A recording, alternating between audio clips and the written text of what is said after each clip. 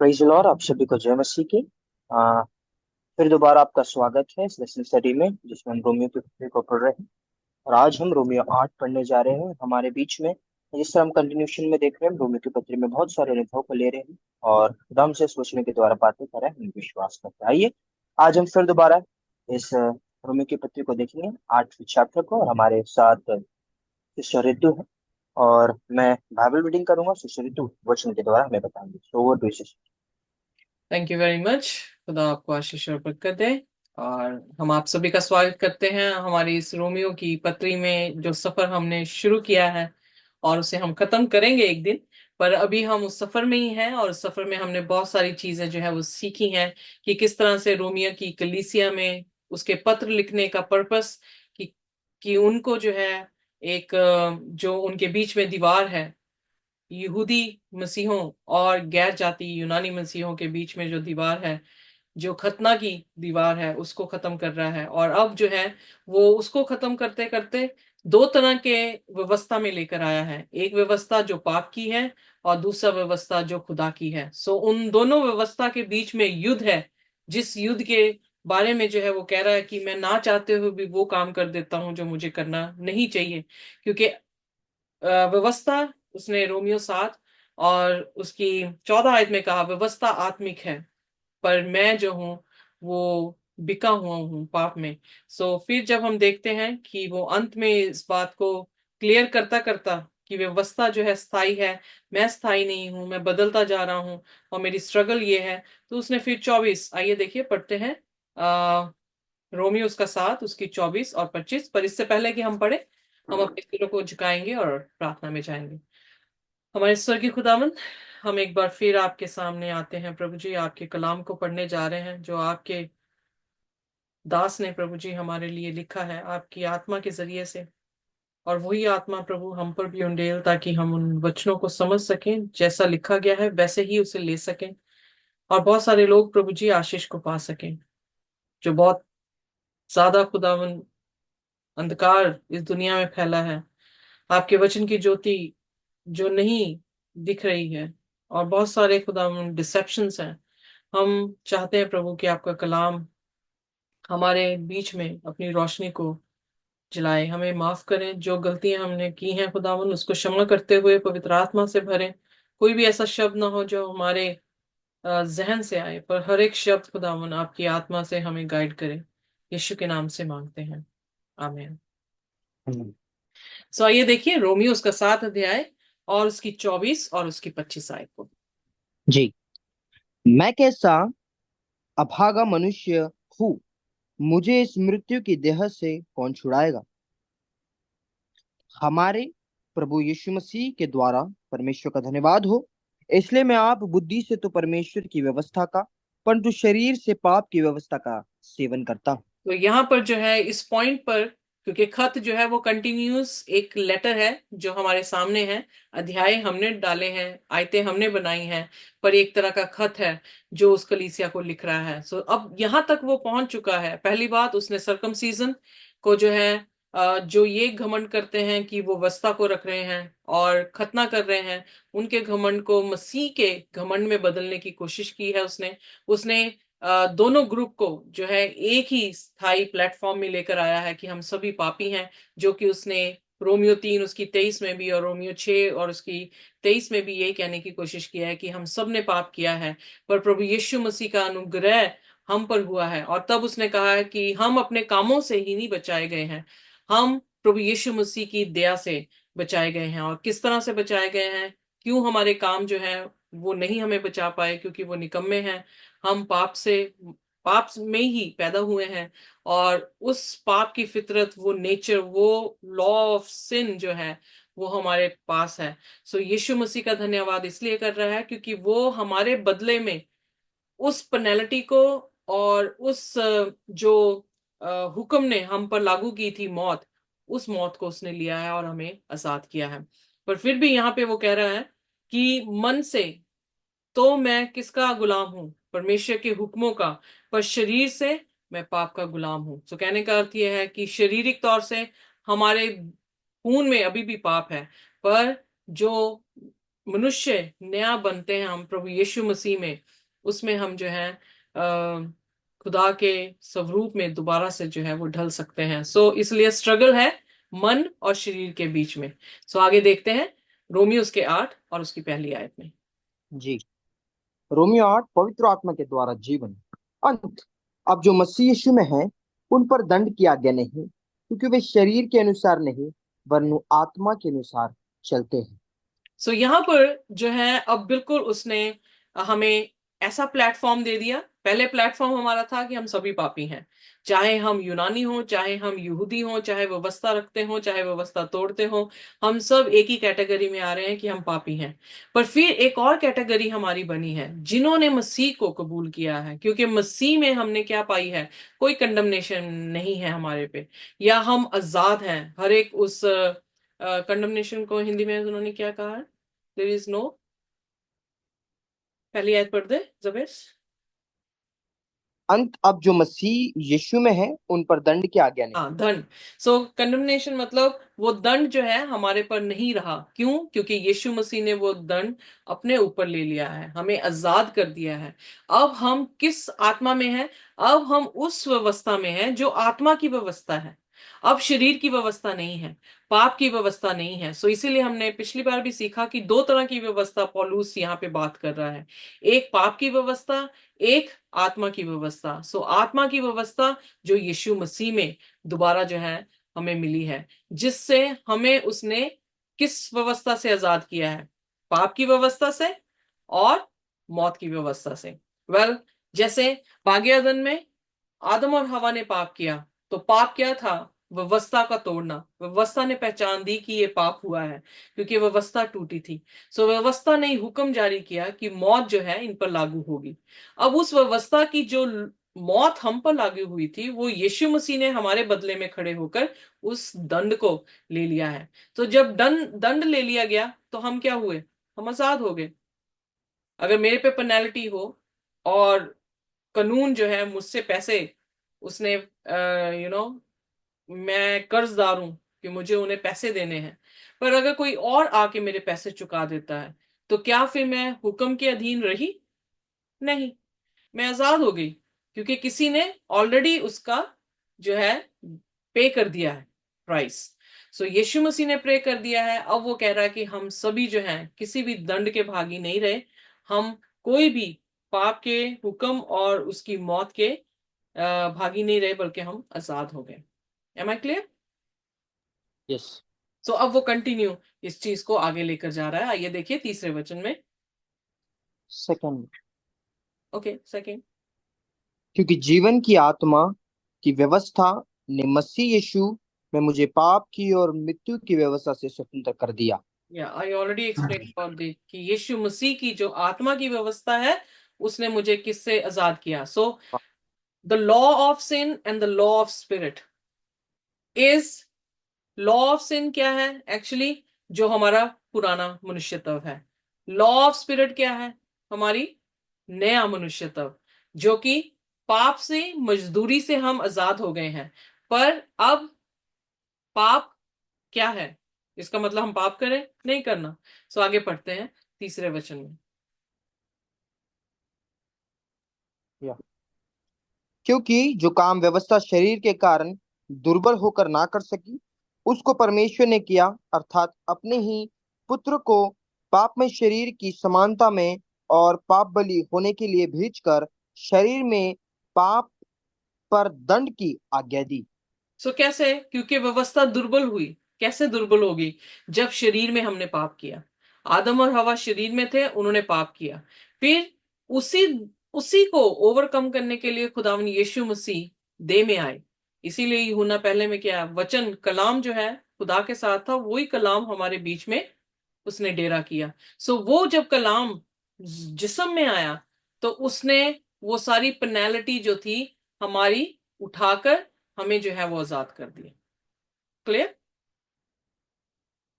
या इसलिए कह रहा है the law weaken by the flash could not do by sending his son in the likeness of sinful flash. इसलिए उसे इंसान बनकर आना पड़ा, क्योंकि उसे इंसान बनकर उन सभी रस्तों से गुजरना था और उसे पाप नहीं करना था, तब वो कुर्बानी देता तो उसकी कुर्बानी क्या होनी थी? कबूल होनी होने थी। थे। तो इसलिए वो फ्लैश में आया और उसने पाप के साथ डील किया और उसने पाप को कंडेम कर दिया। ओके, अब चौथा वचन। ठीक। इसलिए की व्यवस्था की विधि हम में जो शरीर के अनुसार नहीं वरनु वरनु आत्मा के अनुसार चलते हैं पूरी की जाए। ओके, सो अब यहां पर जो शरीर है वो हमारा पुराना मनुष्यत्व है जो पाप में है। पर जब हम आत्मा में अपने आप को दिखा रहे हैं, या बाइबल या पौलुस हमें ये कह रहा है कि हम आत्मा में हैं, तो उसका अर्थ यह है कि हम नए मनुष्य हो गए हैं। कैसे मन नए मनुष्य हुए? जो पेनल्टी वो पे हो गई, अब हम आजाद हो गए हैं। अब सेम ग्राउंड में हम आ गए हैं जहां पर आदम और हवा थे। मतलब बिल्कुल न्यू क्रिएशन आ गई है। अब न्यू क्रिएशन कैसे डिसाइड करती है? उनके पास भी वही चुनाव है कि जिंदगी का फल खाना है या भले और बुराई के ज्ञान को लेना है। सो अब पांचवा वचन। यस। क्योंकि शारीरिक व्यक्ति शरीर की बातों पर मन लगाते हैं परंतु आध्यात्मिक आत्मा की बातों पर मन लगाते हैं। सो इसका मतलब उसने फिर स्प्लिट कर दिए दो ग्रुप्स। जो शारीरिक है, यानी जो पुराने मनुष्यत्व में है, जिनके पास यीशु मसीह नहीं है, जो अपनी लालसाओं के पुजारी हैं, जो पैसे के पुजारी हैं, जिन्होंने खुदा पर अपनी तवज्जो नहीं लगाई और वो हैप्पी हैं अपनी उसी लाइफ में, वो लोग हैं जो संसारिक चीजों पे ही ध्यान देंगे या शारीरिक चीजों पर ध्यान देंगे। शरीर शरीर के काम क्या है? लुचपना, ढा, मतवालापन। हमने गलतियों उसके 5 और उसकी 19 आयत से जो है वो देखा है।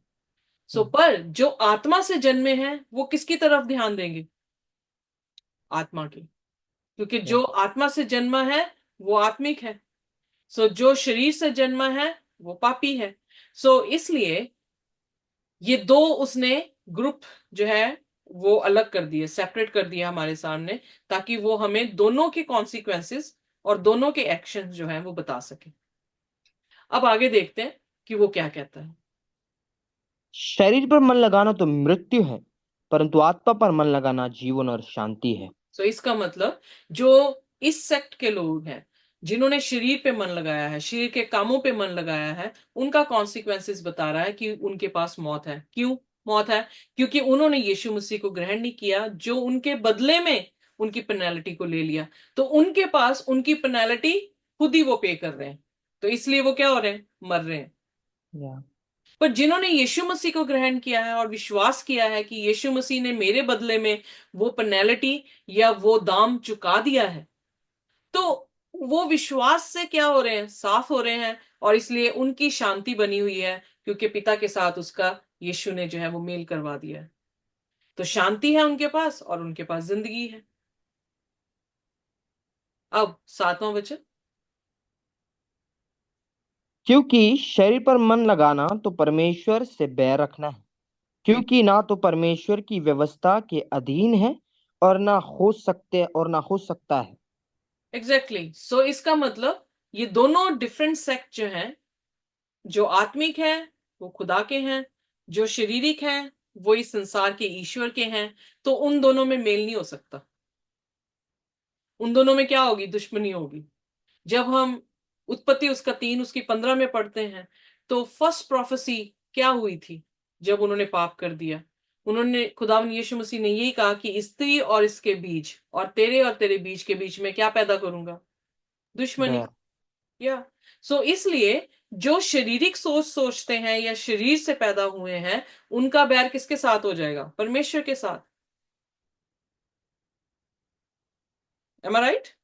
यस क्यों? एब्सोल्युटली। क्योंकि वो खुदा के हुक्म के अधीन नहीं हो पाएंगे, उनसे या नहीं हो पाएगा। उनकी लालसाएं और खुदा के हुक्म दोनों विपरीत डायरेक्शन में हैं, यानी एकदम ऑपोजिट डायरेक्शन में है। सो एक ही चीज, एक ही मास्टर को हम जो है वो सर्व कर सकते हैं। तो उन्होंने इस मास्टर को चुन लिया है जो कि संसार का ईश्वर है। तो उनके लिए खुदा के सामने और उसके उसके बीच में अधीन होना बहुत मुश्किल है। फिर अगला वचन। जी।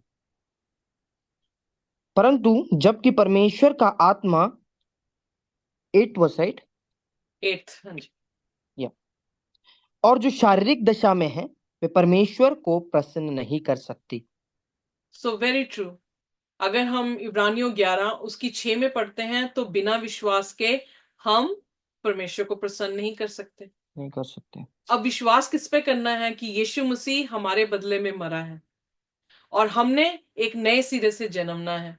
यानी अपने पापों को छोड़ देना और यीशु मसीह की पवित्र जिंदगी को अपनाना, यही चीज हमारे विश्वास को दिखाता है। विश्वास, बिना विश्वास हम उसे प्रसन्न नहीं कर सकते। इसलिए जो शारीरिक इंसान है वो खुदा को पसंद भी नहीं कर पा रहा, उसके कामों से और उसकी सोच से, उसके बोलने से, हर चीज में। वेरी क्लियर है। आई थिंक मुझे और कोई यस। एक्सप्लेनेशन देने की जरूरत नहीं है। आइए देखिए 9वें वचन में आगे चलते हैं। परंतु जबकि परमेश्वर का आत्मा तुम में बसता है तो तुम शारीरिक दशा में नहीं परंतु आत्मिक दशा में हो। यदि किसी एग्जैक्टली। में हाँ जी, पढ़ दे। यदि किसी में मसीह का आत्मा नहीं तो वह उसका जन नहीं। हम कहाँ से जाने जाते हैं? खुदा की आत्मा से। और खुदा की आत्मा कैसे जाने जाएगी? खुदा के फलों से। ओके। हमारे क्रिश्चियन वर्ल्ड में जो एम्फोसिस दिया जा रहा है वो ये दिया जा रहा है कि वरदानों से। वरदान शैतान भी दे रहा है, वो भी अचंभे काम करेगा, वो भी अन्य भाषा बुलवा सकता है, बट फल नहीं दे सकता वो आत्मिक। चाहे कितनी भी डिसेप्शन वो क्रिएट कर ले, पर आत्मिक जो फल हैं, गलेतियों उसका 5 और उसकी 22 से जो आते हैं, वो फल सिर्फ यीशु मसीह के साथ लगने से ही हो सकते हैं। क्योंकि आपको आत्मा में जन्म लेना पड़ेगा, यानी यीशु मसीह में, और आपको खुदा के कलाम को पढ़ना पड़ेगा, खुदा के कलाम के साथ अपने जीवन को उसकी आत्मा के जरिए से बदलना पड़ेगा, और तभी फल आएंगे। क्योंकि अगर हम देखें मूसा के टाइम पर, मूसा ने छड़ी फेंकी, सांप बना। और फिरौन के जो जादूगर थे उन्होंने भी छड़ी फेंकी और उनके भी क्या बन गए? सांप बन गए। Am I right? या पर मूसा के जीवन में जो हलीमगी आई थी, वो हलीमगी फिरौन और फिरौन के जादूगर नहीं कर पाए, वो हटीले बन गए। यीशु मसीह के वचन में ये लिखा कि फिरौन क्या हुआ? खुदा ने कठोर कर दिया उसको। कठोरता और हलीमगी दोनों विपरीत फल हैं। वरदान सेम दिखा रहे हैं वो, पर फल जो है दोनों के क्या थे? डिफरेंट थे। इसलिए हम फलों से जाने जाते हैं, वरदानों से नहीं। इसीलिए मत्ती उसका 7 उसकी 21 में क्या लिखा है कि बहुत सारे आएंगे और मुझे क्या कहेंगे, हे प्रभु, पर सब खुदा के घर में नहीं जा पाएंगे, पर वही जाएंगे जो मेरे पिता की मर्जी को पूरा करते हैं। फिर फर्दर कह रहा है कि वो आएंगे और मुझसे कहेंगे, क्या हमने तेरे नाम से अचंभे काम नहीं किए? क्या हमने बदरुएं नहीं निकाल? क्या हमने भविष्यवाणियां नहीं की? तो प्रभु यीशु मसीह ने क्या उत्तर दे रहा? मैं तुमसे सच सच कहता हूं, मैं तुम्हें जानता नहीं। क्योंकि फल से वो जानेगा। अब यहां पर भी वो यही कह रहा है कि जो आत्मा से जन्मा है, क्योंकि हम शरीर से नहीं है, क्योंकि हमने किससे जन्म ले लिया है? आत्मा से जन्म ले लिया है। और आत्मा से जन्मा हुआ इंसान किसका है? खुदा का है। यस।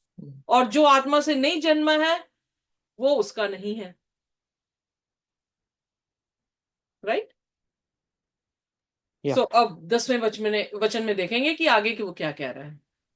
जी। यदि मसीह तुम में है तो देह पाप के कारण मरी हुई है परंतु आत्मा धर्म के कारण जीवित है। आमेन। इसलिए जब मसीह हमारे में है, यही गलातियों उसका 2 उसकी 20 में पौलुस कहता है कि मैंने अपने आप को मसीह के साथ क्रूस पे चढ़ा दिया। अब मैं नहीं जीता, यीशु मुझ में जीता है। इसका मतलब देह में जो मर गया, यानी देह किसको दिखाती है, किसको रिप्रेजेंट कर रही है? जो हमारा कार्नल नेचर है, शारीरिक अभिलाषाओं को। तो मैंने जब उसको मार दिया तो मैंने जन्म किस में ले लिया? यीशु में। यस। है ना? एक बार फिर पढ़ दे अगर हाँ, या वेट अ मिनट। सो उसने कहा कि यीशु में जो है उन्होंने देह मार दी अपनी। क्यों? ताकि वो पाप ना करे। और जो आत्मा है वो उन्हें क्या बना रही है? जी। धार्मिकता। या। धार्मिकता के कारण, यानी राइट वर्क करने से। राइट वर्क कौन बता रहा है? लॉ बता रहा है। What is right and what is wrong, खुदा का कलाम बता रहा है। सो जब हम राइट वर्क्स में, राइचियसनेस मतलब राइट वर्क्स में आ गए हैं, तो हमने पाप को खत्म कर दिया है और अपने प्रभु यीशु मसीह के आत्मा में जीवन ले लिया। तो इसीलिए यीशु मसीह ने निकुदेमुस से कहा, यूहन्ना 3 और उसकी 3-4 आयतों में, कि जब तक तू जल और आत्मा से जन्म नहीं लेता, तब तक तू स्वर्ग की बादशाहत को देख भी नहीं पाएगा। सो इसलिए कंपटीशन बहुत ही हाई है, क्योंकि हमें सिन को आउट करना पड़ेगा, स्पिरिट को इन करना पड़ेगा, तब जाके स्पिरिचुअल किंगडम जो जीसस की है उसके वारिस हो सकते हैं। नहीं तो हम तो पाप अगर वहां पे ले गए तो वहां उसको भी पापी करेंगे, फिर दोबारा से वही हिस्ट्री रिपीट करेगा कि उसे फिर बाहर फेंकेगा, फिर दोबारा से। No no no no, is not gonna do that. अब तो यीशु मसीह आ गया, उसने अपना पुत्र भेज दिया। पहले मीडिएटर बहुत सारे पैट्रियर्क्स प्रॉफिट्स थे, पर अब यीशु मसीह खुद आ गए हैं। सो इसलिए अब फाइनल है। तो बहुत जरूरी है कि हम पाप की देह को मार दें और मसीह में जी लें, मसीह हम में जिए और मसीह हमारे में धार्मिकता लेकर आए। इसी तरह से वो हमारी धार्मिकता बना है। अब 11वां वचन। या। यदि उसी का आत्मा जिसने यीशु को मरे हुए में से जिलाया तुम में बसा हुआ है, तो जिसने मसीह को मरे हुए में से जिलाया वह तुम्हारी नाशवार देह को भी अपने आत्मा के द्वारा जो तुम में बसा हुआ है जिलाएगा। आमीन। आमीन। सो वो मनुष्य बन के आया, जो उसके साथ हुआ वो हमारे साथ होगा, अगर हम उस दूसरे आदम के ऊपर विश्वास कर लें। पहले आदम से सारी जाति पर मौत आई, दूसरे आदम से हमारे पास जिंदगी आई है। सो दूसरा आदम मरा जरूर, पर वो तीसरे दिन जी उठा। उसी तरह से हमारा आश्वासन है, अगर यीशु मसीह मरकर ना जीता तो वो कंप्लीट ना होती साल्वेशन, तो हमारा विश्वास व्यर्थ हो जाता। पर क्योंकि वो जी उठा है, इसलिए हमारा विश्वास है कि अगर हम मर भी जाते हैं तो हम मसीह में दोबारा जिलाए जाएंगे। आमीन। आमीन। आमीन। अब 12वां वचन। इसलिए हे भाइयों, हम शरीर के कर्जदार नहीं कि शरीर के अनुसार दिन काटे, क्योंकि यदि तुम शरीर के अनुसार दिन काटोगे तो मरोगे, यदि आत्मा से देह की क्रियाओं को मारोगे तो जीवित रहोगे। सो वेरी क्लियर, ज्यादा एक्सप्लेनेशन देने की मुझे जरूरत नहीं है। वही चीज कह रहा है। हम कर्जदार थे, हमारी देह कर्जदार थी, वो कर्ज खत्म हो गया, अब हम देह के कर्जदार नहीं हैं, पाप के कर्जदार नहीं हैं। हमने यीशु मसीह को अपनाना है और अपनी देह को मारना है, और जो अपनी कामों को सीधा करेगा वो जिंदगी पाएगा। ये कह रहा है, if you live according to the flesh you will die. अगर वही नेचर के साथ, पापी नेचर के साथ अगर आप जीते हैं तो आप मर जाएंगे। But if by the spirit you put to death the deeds of the body, अगर आत्मा के जरिए से तुम अपने शरीर के कामों को मार देते हो तो तुम जिंदगी पाओगे। सो 14वां वचन।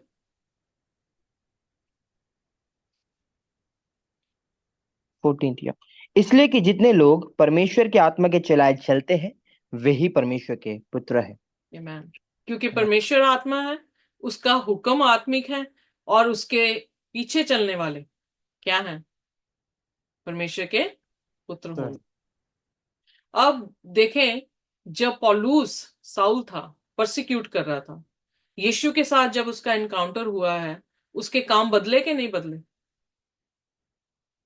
वो बदले। हलीम हुआ कि नहीं हुआ? हम्म। पहले इस चीज का उसके पास घमंड था कि वो इब्रानियों का इब्रानी है, वो यहूदी है, वो सनहेड्रिन का मेम्बरान है, वो फरीसी है।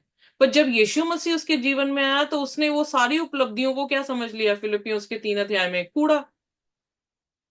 कि ये सब मैंने जो है वो कूड़ा समझ लिया। और क्यों कूड़ा समझा? ताकि मैं यीशु मसीह को अपना सकूं। So it is very very clear. Apostles की खास करके पौलुस की पत्रियों से ये बहुत ज्यादा क्लियर हो रहा है कि वो अपनी देह को क्रूस पे चढ़ा रहा है हर रोज और मसीह में जी रहा है ताकि वो जिंदगी पा सके। और इसीलिए उसने कहा मैंने अपनी दौड़ दौड़ ली है, Yeah. क्योंकि उसने अब हर दिन अपनी देह को मारा है और आत्मा में वो जिया है ताकि वो परमेश्वर का पुत्र कहलाए। इसीलिए उसने पहला कुरिन्थियन उसका पहला अध्याय उसकी पहली आयत में लिखा कुरिन्थियन की कलीसिया को कि तुम संत बनने के लिए बुलाए गए हो, यानी पवित्र बनने के लिए बुलाए गए हो। सो पवित्र वही होगा जो पाप ना करेगा, पाप वही नहीं करेगा जो व्यवस्था को रखेगा। So it's all inter related. पर इस बार खुदावन यीशु मसीह अपनी आत्मा का सामर्थ्य दे रहा है ताकि हम उस व्यवस्था को रख सकें, हम रास्तबाजी रख सकें। इसीलिए उसने अपनी आत्मा दी। आगे देखें अपना 15th। 15। क्योंकि तुमको दासत्व की आत्मा नहीं मिली कि फिर भयभीत हो, परंतु लेपालकपन की आत्मा मिली है, जिससे हम हे हब्बा, हे पिता कहकर पुकारते हैं। अंग्रेजी में लिखा you receive the spirit of adoption. हमें अडॉप्ट कर लिया गया है किसमें? स्वर्गीय राज्य में, यानी खुदा की किंगडम में हम अडॉप्ट हो गए हैं। अब हम किसी भी तरह से दास्तव में नहीं हैं, ऑर्फन नहीं रहे। अब जीसस के थ्रू हम पिता के साथ हमारा मिलाप हो गया है और हम पिता को अब्बा कह के जो है वो पुकार रहे हैं। कैन यू इमेजिन कि हम अनाथ थे और किसी फैमिली ने हमें अडॉप्ट किया है और वो फैमिली मिलीनियर बिलीनियर है वो, और उसको आप फादर कह रहे हो, तो व्हाट अ प्रिविलेज। नहीं, यस जमीन सर। और आसमान का परमेश्वर को आप पिता कह रहे हैं। यानी अडॉप्शन देखें आपकी किस फैमिली में हुई है। तो हम अपनी कॉलिंग को समझें। अब तकलीफ इस बात की है कि लोगों को अगर आप शहर से निकाल दें, शहर उनमें से निकालना बड़ा मुश्किल हो जाता है। खुदा ने आपको इस दुनिया से निकाला है, पर दुनिया आप में से निकल जाए, इसी की स्ट्रगल है।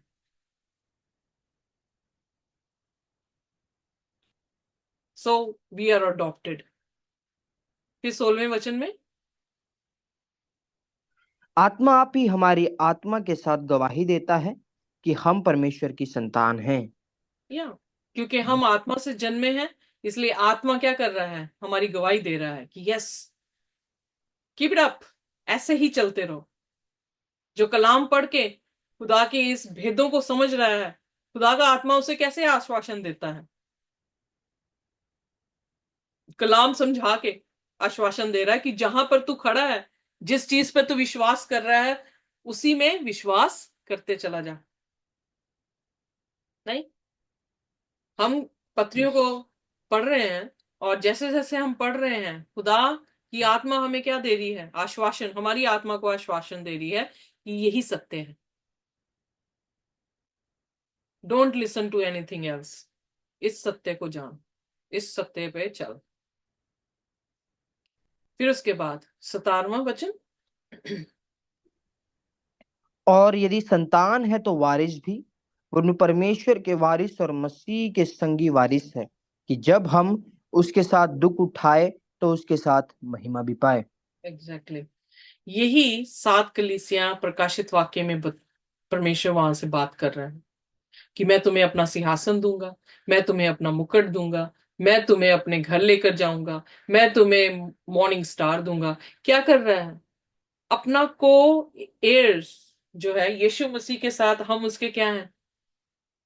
वारिस हैं।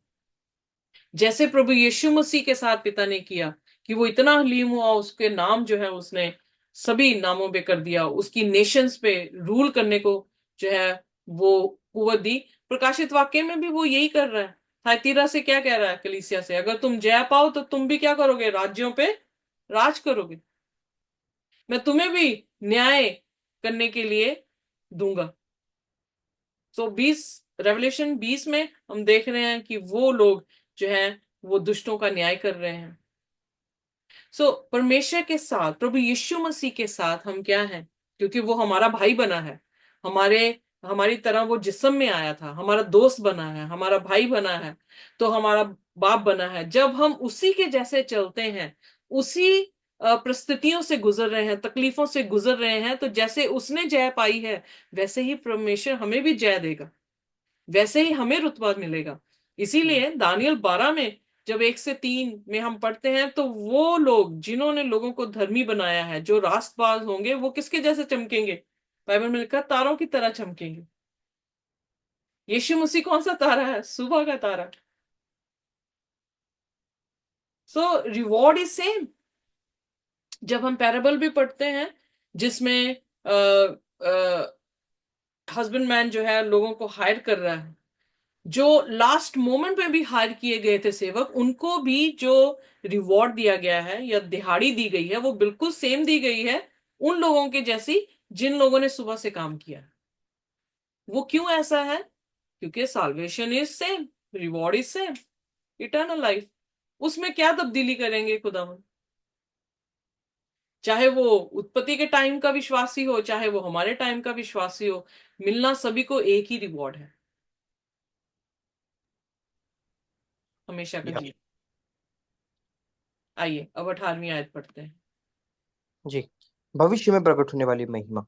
क्योंकि मैं समझता हूँ कि इस समय के दुख और कलेश उस महिमा के सामने जो हम पर प्रकट होने वाली है कुछ भी नहीं है। एग्जैक्टली exactly, कुछ भी मैं नहीं। मुझे याद है कि जब मैंने अपनी बेटी को जन्म दिया, मैं बहुत सारी पीड़ा में थी, 36 आवर्स पेन में थी। पर जब मैंने अपनी बेटी को अपने हाथ में लिया, मेरा जो वो रिवॉर्ड था, वो मेरी पीड़ा उसके सामने कुछ भी नहीं थी। हम कितनी भी सफरिंग से होके गुजर रहे हैं, चाहे पेन से होके गुजर रहे हैं, पर जो खुदा ने हमारे लिए करना है, जो किया है या रखा है, उसके मुकाबले कुछ भी नहीं है। और बाइबल में लिखा है, 1 कुरिन्थियन उसका 2 उसकी 9 में, कि जो खुदा ने ना किसी ने देखा है, ना किसी ने सुना है, ना किसी के चित्त में आया है, जो उसने अपने प्यार करने वालों के लिए रखा है। It means reward is quite pretty, हमारे दुखों से काफी बड़ा ही होगा, जो हमारे चित्त तक भी नहीं आया, जो परमेश्वर ने हमारे लिए रखा है। इसका मतलब खुदा ने रिवॉर्ड जो है हमारे लिए बहुत प्यारा रखा है। इसलिए घबराए ना, थामे रखें अपने विश्वास को, वचन में पक्के रहें, वचन को पढ़ते रहें, वचन आपको सिखाए, और एक दिन आप जरूर जिंदगी के ताज को जो है वो पहनेंगे। उसके बाद 19वां वचन कहता है, क्योंकि सृष्टि बड़ी आशा भरी दृष्टि से परमेश्वर के पुत्र के प्रकट होने की बाट जो रही है। हम्म, क्योंकि सृष्टि अपनी इच्छा से नहीं पर अधीन करने वाले की ओर से व्यर्थता के अधीन इस आशा से की गई पढ़ते हैं आगे। कि सृष्टि भी आप ही विनाश के दासों से छुटकारा पाकर परमेश्वर की संतानों की महिमा की स्वतंत्रता प्राप्त करेगी। कैसे? क्योंकि शुरुआत में पाप हुआ तो धरती पर भी कर्स आया, धरती भी जो है वो क्या हो रही है, उस कर्ज को बेयर कर रही है। वो भी इंतजार कर रही है कि कब परमेश्वर के पुत्र अपनी महिमा में दोबारा आएंगे और वो दोबारा जो है आजाद होगी। इसलिए फिर 22वें वचन में कहता है, क्योंकि हम जानते हैं कि सारी सृष्टि अब तक मिलकर करहाती और पीड़ाओं में पड़ी तड़पती है। अंडरस्टूड, उत्पत्ति से लेकर कर्स जो है वो धरती पर भी है। अगर आदम और हवा ने पाप किया तो कर्स सारी धरती पर पड़ा है, तो धरती भी करारी है, वो भी पेन से गुजर रही है अब तक। फिर उसके बाद क्या कह रहा है?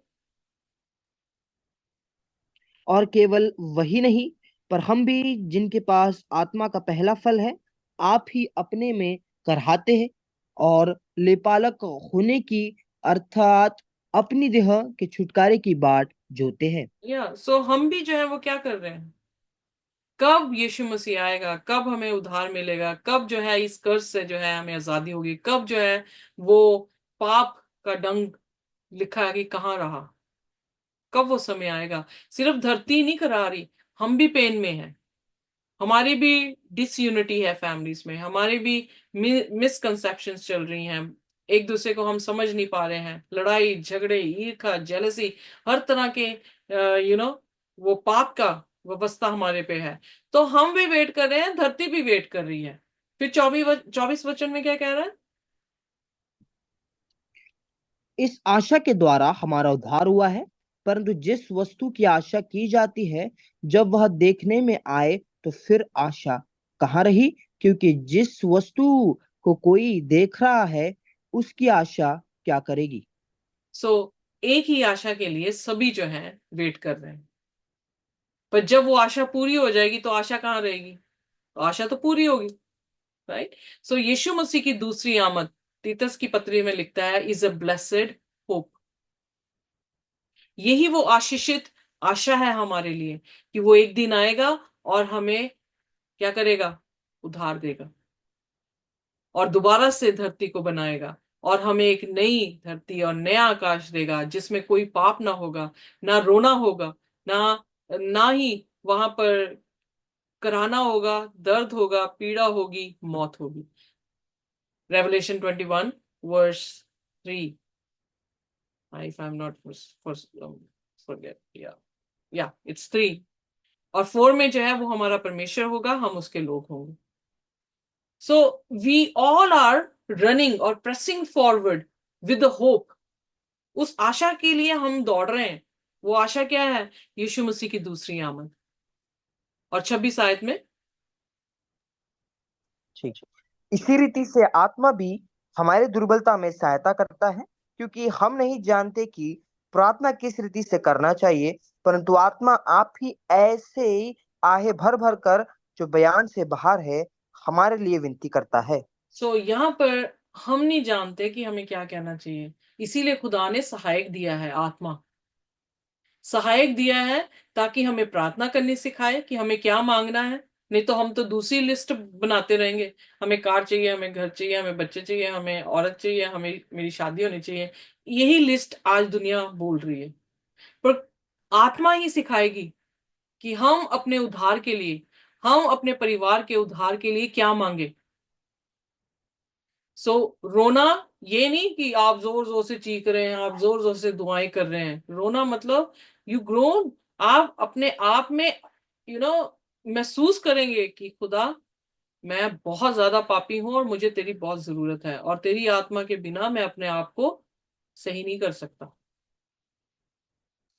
फिर 27वां वचन, और मानो और मनु का जांचने वाला जानता है कि आत्मा की मनसा क्या है, क्योंकि वह पवित्र लोगों के लिए परमेश्वर की इच्छा के अनुसार विनती करता है।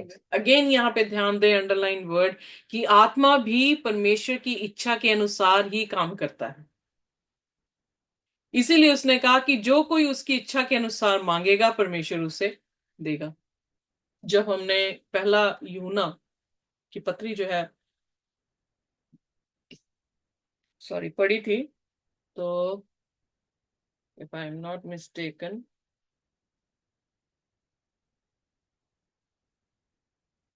उसकी 5वां वचन और उसका 5वां अध्याय और उसका 14वां वचन, अगर आप खोल सकते हैं हिंदी में तो खोल दें, नहीं तो मैं इंग्लिश में पढ़ देती हूँ। यूहन्ना, पहला यूहन्ना। पहला यूहन्ना उसका 5 और उसका 14वां वचन।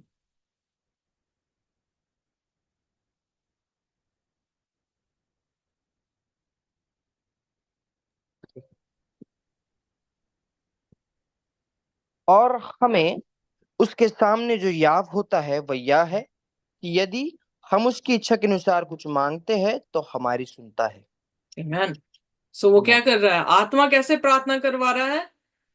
उसके इच्छा के अनुसार। सुनता और जब उसकी इच्छा के अनुसार हम मांगते हैं तो वो क्या करता है? हमारी दुआ को है। सुनता है। Let me just write down this. So यहाँ पर जो है रोमियो हम 8 और उसकी 27 को हम पहला यूहन्ना उसका 5 और उसकी 14 और 15 के साथ जो है वो मैच कर सकते हैं। सो इसलिए परमेश्वर की इच्छा, खुदा की आत्मा हमें सिखाती है, किसके जरिए से? कलाम समझाकर। फिर उसके बाद 28वां वचन।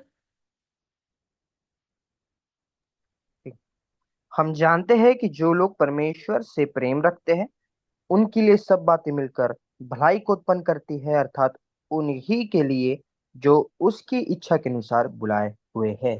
आमेन। सो यहाँ पर उसकी इच्छा के अनुसार बुलाए गए का मतलब ये नहीं कि कुछ ही लोग बुलाए गए हैं। उसकी इच्छा, अंग्रेजी में लिखा है अकॉर्डिंग टू हिज पर्पस। उसका पर्पस क्या था? वो क्रूस की मौत को लेना, ताकि पूरी दुनिया उसके नाम से जो है वो बचाई जाए। इब्राहिम से यही वायदा किया था, कवनेंट यही की थी। जब हमने उत्पत्ति उसका 17 अध्याय पढ़ा था, उसे कहा कि तेरे से मैं सारी जातियों को क्या दूंगा? आशीष दूंगा। और सब जातियों यानी तेरे से निकले हुई तेरी संतानों के साथ मैं सनातन क्या करूंगा? वाचा रखूंगा कि मैं उनका परमेश्वर हूंगा। सो जब हम आत्मिक तौर से अब्राहम की तरह विश्वास करते हैं तो हम ग्राफ्ट हो जाते हैं अब्राहम के खानदान में। तो हमारे साथ भी वाचा क्या है? कि वो हमारा परमेश्वर होगा। सो इसलिए उसका पर्पस ये नहीं है कि सिर्फ थोड़े लोग, उसका पर्पस सारी दुनिया के लिए है।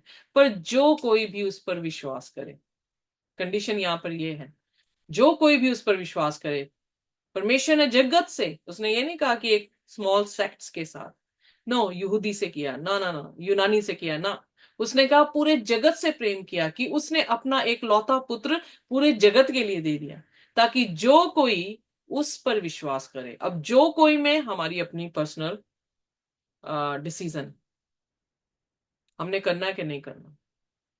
पर वायदा उसका ये है, कवर्नेंट उसकी ये है कि जो कोई उस पर विश्वास करेगा वह उसको नाश नहीं करेगा, बल्कि क्या करेगा? उसे हमेशा का जीवन देगा। Amen. तो यहां पर भी उसका पर्पस क्या था? कि हम सभी जिंदगी पाए। पर फिर हमारी इच्छा के अनुसार नहीं वो कोई काम कर रहा। हमारे को चॉइस दी हुई है उसने, जैसे आदम और हवा को दी थी कि जिंदगी का पेड़ भी उसी बाग अदन में था, मध्यस्थ में लगा था। और इस पेड़ को, जो कि बुरे और भलाई का ज्ञान रखता था, वो भी वहीं पे लगा था। या फिर वो जिंदगी के पेड़ को खा लेते या फिर इस ज्ञान को ले लेते। अब हमारे पास भी वही दो पेड़ हैं, एक लॉ ऑफ सिन, दूसरा लॉ ऑफ स्पिरिट। स्पिरिट जिंदगी के फल को दे रही है, और जो लॉ ऑफ सिन है वो पाप को है, जिसमें आप पाप की पहचान को समझ पा रहे हैं और आप पाप में मस्त हैं। सो इसलिए यहाँ पे वो उस सेक्ट के बारे में जो है और ज्यादा डिस्क्रिप्शन देता हुआ लिख रहा है। फिर अगली आयत को जो है हम पढ़ते हैं, 29 आयत को। ठीक। क्योंकि जिन्हें उसने पहले से जान लिया है उन्हें पहले से ठहराया भी है कि उसके पुत्र के स्वरूप में हो, ताकि वह बहुत भाइयों में पहलोटा ठहरे। ओके। अब क्या था कि खुदा अंत को शुरुआत से जानता है। खुदा ने पहले ही बता दिया था कि यकूब जो है वो पहलौठे का हक रखेगा और ईसाऊ जो है वो नहीं रख पाएगा। अब परमेश्वर देख रहा है, इसलिए वो बता रहा है। इसका मतलब ये नहीं था कि उनके डिसीजन में कोई दखल अंदाजी कर रहा था। जब वो कह रहा है pre destine, so it is pre, pre उसने देख लिया, प्री प्लान जो उसने कर रखा है। और उसने फोर नॉलेज के साथ उसे जो है पहले ही देख लिया कि कौन जो है वो पहलौठा होगा फैमिली का। इसलिए हमारे डिसीजन में उसने कोई भी वो नहीं रखी। पर he is a God all mighty for knowledgeable, all knowledgeable, और फोर नॉलेज भी रखता है। अंत को शुरुआत से जान लेता है, इसलिए वो पहले बता देता है। बट जो कोई भी पश्चाताप करता है और यीशु के पास आता है, उसे वो हमेशा का जीवन देता है। हमारे पास अभी भी वही है, इफ वी बिलीव। और फिर आगे लिखता है, आइए देखिए 30वां वचन। फिर जिन्हें उसने पहले से ठहराया उन्हें बुलाया भी, और जिन्हें बुलाया उन्हें धर्मी भी ठहराया है, और जिन्हें धर्मी ठहराया उन्हें महिमा भी दी है। आमेन। सो अगर हम 29 आयत को देखें, predestined to be conform to the image of his son. So हम बुलाए किसके लिए गए हैं? ताकि यीशु मसीह के स्वरूप में हम ढल जाएं। यीशु मसीह पापी नहीं था, हम भी पापी ना बने। यीशु मसीह ने व्यवस्था रखी, हम भी व्यवस्था रखें। यीशु मसीह हलीम था, हम भी हलीम हो। यीशु मसीह जो था उसने सफरिंगली मरा और वो जी उठा, हमारे साथ भी ऐसा हो। हम जिंदगी को पालें, हमेशा की मौत को नहीं। तो उसने फिर यहां पर कहा कि हम बुलाए क्यों गए हैं। जिनको उसने बुलाया है उनको धर्मी भी ठहराया है, जिनको धर्मी ठहराया है उनको ग्लोरीफाई भी करेगा, यानी उनको महिमा भी देगा। यानी जस्टिफिकेशन जो आ गया है, जिसने बिलीव कर लिया है, वो जो अच्छा काम उसने शुरू कर दिया है हमारे बिलीव करने में, कोर्टयार्ड की मिनिस्ट्री जो है एंटर करने में, उस दरवाजे से, यीशु मसीह के जरिए से उस दरवाजे से एंटर करने में ही उसका काम शुरू हो गया हमारे जीवन में। और फिर एवरी टाइम वो हमें क्या कर रहा है? एक स्टेप, दूसरा स्टेप, तीसरा step, steps steps steps steps, और वो जो है एक मुकाम तक लेकर आ रहा है ताकि हम प्रभु यीशु मसीह के स्वरूप में ढल जाएं। ताकि होली प्लेस में सेंटिफिकेशन हो रही है, मोस्ट होली प्लेस में ग्लोरिफिकेशन है। ताकि यीशु मसीह जब आए, पहला कुरिन्थियन 15 अध्याय में उसने 51 आयत से जो कहना शुरू किया कि आंख झपकते ही हम क्या हो जाएंगे? अमरता को पहन लेंगे। हम अमर ही थे भाग्यदन में, पाप के कारण हम जो है वो मरने वाले इंसान हो गए, अमर नहीं रहे। बट अब यीशु मसीह के जरिए से, दूसरे आदम के जरिए से हमें दोबारा से मौका मिला है कि हम फिर दोबारा से भाग्यदन में दाखिल होके अमर हो जाएं। सो इससे पहले स्वर्ग की बादशाहत में हम पहुंचे, खुदावन यहीं पर हमें क्या कर देगा? करप्शन खत्म करके हमें अमरता जो है वो पहना रहा है। सो ग्लोरीफाई करेगा हमें। फिर उसके बाद काफी लंबा चैप्टर, 31 आयत। जी। परमेश्वर का प्रेम। अंत। हम इन बातों के विषय में क्या कहें? यदि परमेश्वर हमारी ओर है तो हमारा विरोधी कौन हो सकता है? एग्जैक्टली अगर यीशु मसीह हमारे लिए, हमारे बदले में सब कुछ कर रहा है और हम सिर्फ विश्वास करके जिंदगी पा रहे हैं, तो कौन हमारा विरोधी हो सकता है? बताएं, कोई विरोधी हो सकता है? नहीं, हम खुद ही अपने विरोधी हैं। क्योंकि जो जिस्म की पाप है, वो हमारे परमेश्वर की व्यवस्था के साथ जो है उसका युद्ध है। परमेश्वर की व्यवस्था हमारे साथ है, पर जो पाप की व्यवस्था है वो हमें खींच रही है कि हम खुदा की तरफ ना जाए। पर अगर हम डट जाएं कि हमने खुदा की तरफ जाना है, तो कौन अगेंस्ट हो सकता है? शैतान नहीं अगेंस्ट हो सकता।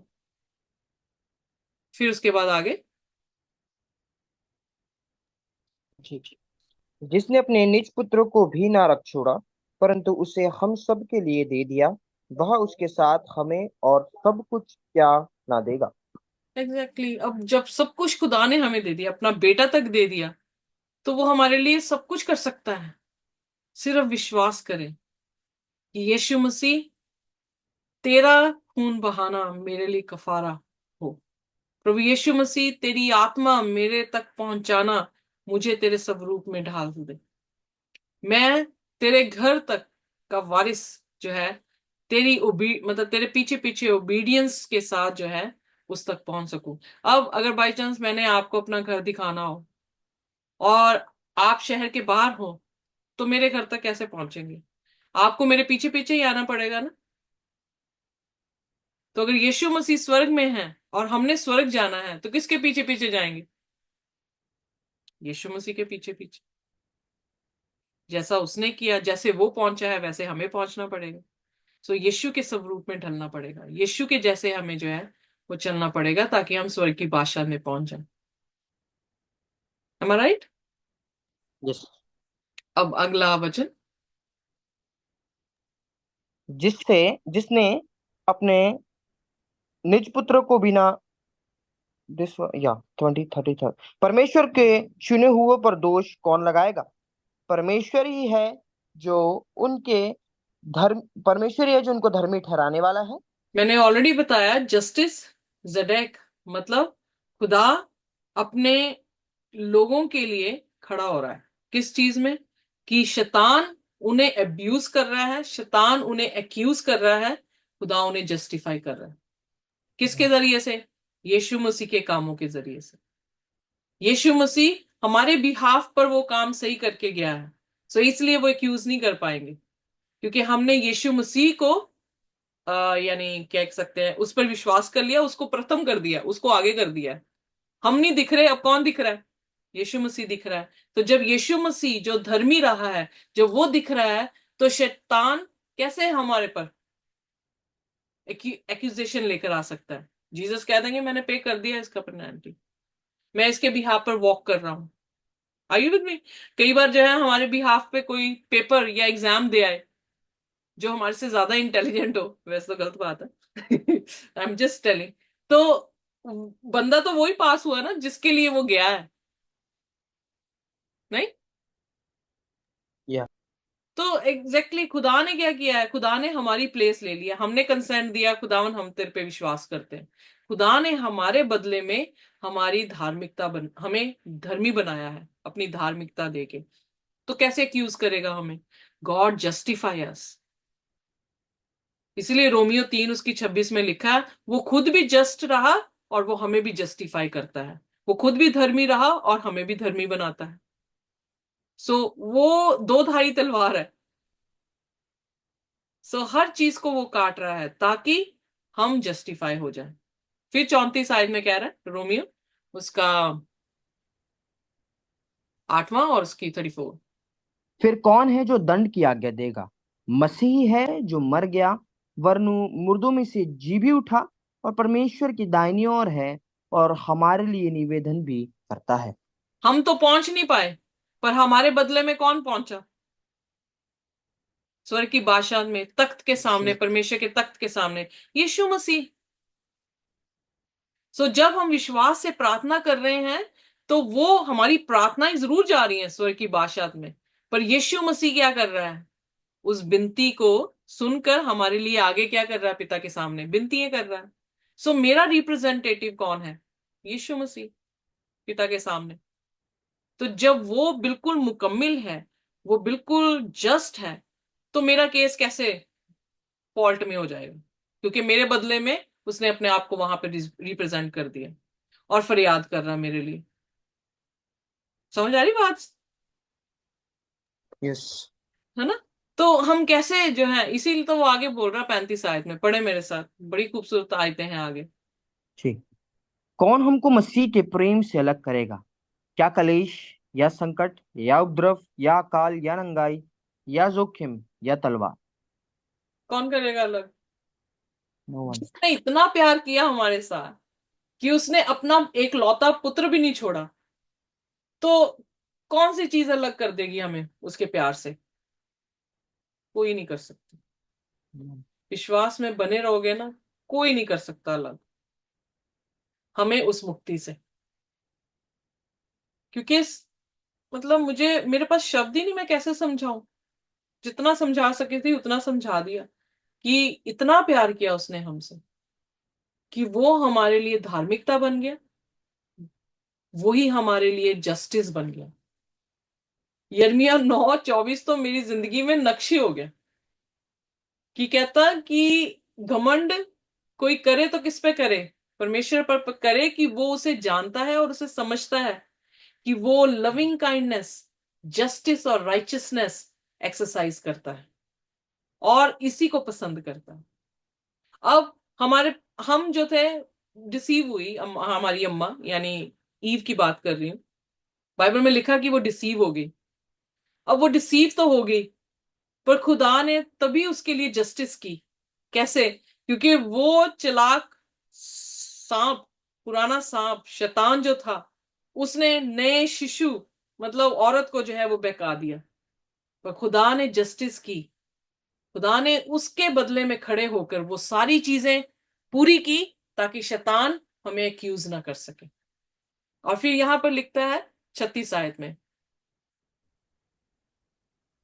जी। जैसा लिखा है, तेरे लिए हम दिन भर घात किए जाते हैं, हम वध होने वाले भेड़ों के समान गिने गए हैं। पढ़ते जाए। परंतु इन सब बातों में हम उसके द्वारा जिसने हमसे प्रेम किया है जीवन से भी बढ़कर है। क्यों? क्योंकि क्योंकि हम तो बेचारे क्या हो गए, माता ईव जो थी वो डिसीव हो गई, और जो आदम था उसने उसके साथ पाप कर लिया, शायद ये सोचकर कि ये मर जाएगी, तो उसने कहा चलो जहां ये जाती है वहां मैं भी चले जाऊं, क्योंकि प्रेम था। तो उन्होंने जो है इकट्ठे पाप कर दिए। और देखा जाए परमेश्वर उनसे प्रेम करता था, सो जहां पर वो गिरे वहां पर ही परमेश्वर भी जो है उनके पीछे आकर उन्हें गिरा वहां पर, और वहां से उठाकर जो है वो लेकर आ रहा है। इसलिए हम अपने आप को बचा नहीं पा रहे थे, हम वध होने के लिए थे, पर हमें क्या बना दिया, उसने विजेता बना दिया। किसके जरिए से? प्रभु यीशु मसीह के जरिए से। क्यों? क्योंकि उसने हमसे प्रेम किया। Clear? Yes, So in all these things we are more than conqueror through him who loved us, जिसने हमसे प्रेम किया। So what a love story, love story of God and man, जिसकी तुलना कोई कर ही नहीं सकता। शैतान बिल्कुल उसके विपरीत में है, और इसलिए जो संसार के लोग हैं, जो शारीरिक लोग हैं, वो परमेश्वर के साथ दुश्मनी करते हैं, वो उसके प्यार को समझ ही नहीं पा रहे हैं। फिर 38th वर्स। या क्योंकि मैं निश्चय जानता हूं कि ना मृत्यु, ना जीवन, ना स्वर्गदूत, ना प्रधानताएं, ना वर्तमान, ना भविष्य, ना सामर्थ, ना ऊंचाई, ना गहराई, और ना कोई और सृष्टि हमें परमेश्वर के प्रेम से जो हमारे प्रभु मसीह यीशु में है अलग कर सकेगी। Amen. Amen. Amen. Amen. इसीलिए कहा है कि उसका प्रेम हमारी समझ से बहुत परे है। अगर परमेश्वर प्रेम है और उसका सिंहासन स्वर्ग की बादशाह है, उसकी चौकी धरती है, तो उस प्रेम की क्या नाप तोल कर पाएंगे हम? कितना नाप लेंगे आसमान को? और आसमान को नापने के लिए छोड़े, वो तो तीसरे आसमान पर बैठा है, कितना नापेंगे? प्रेम इतना है उसका, ना उसकी ऊंचाई, ना उसकी गहराई, ना उसकी लंबाई समझ सकते हैं हम। इतना प्यार उसने हमसे किया है, तो कैसे मरने देगा? सिर्फ एक कंसेंट की जरूरत है कि आई एम योर्स। उस कवर्नेंट में बंधने की जरूरत है कि परमेश्वर तू मेरा राजा हो, तू मेरा परमेश्वर हो, मैं तेरा लोग, मैं तेरा इंसान, तेरा जन जो हूं वो हूंगा। तो परमेश्वर हर चीज, हर चीज से बढ़कर हमें क्या करेगा? विजेता बना देगा। Because he because he loves us. Hallelujah. आइए अपने सिरों को झुकाएंगे और हम प्रार्थना करेंगे। जबेज अगर आप प्रार्थना करें, दैट विल बी नाइस। खुदावंद बाप, हम आपका धन्यवाद करते हैं खुदा। जरूर खुदा, जो हमने शुरुआत में प्रार्थना की थी कि खुदा अपने वचन का अनुभव तो हमें दे खुदावंद बाप, आज हम वो अनुभव को देख रहे खुदा, उसका एक्सपीरियंस हम ले रहे खुदा, उसकी सच्चाई को हम देख रहे खुदा। तेरा धन्यवाद। तो खुदावंद बाप, व्यवस्था से खुदावंद बाप यीशु की और खुदा, फिर हम आगे पाप को देखते खुदा, और फिर दोबारा खुदा उस पाप के लिए यीशु तो हमारे लिए आ गया और हमारे लिए मरकर तुझसे जिंदा हो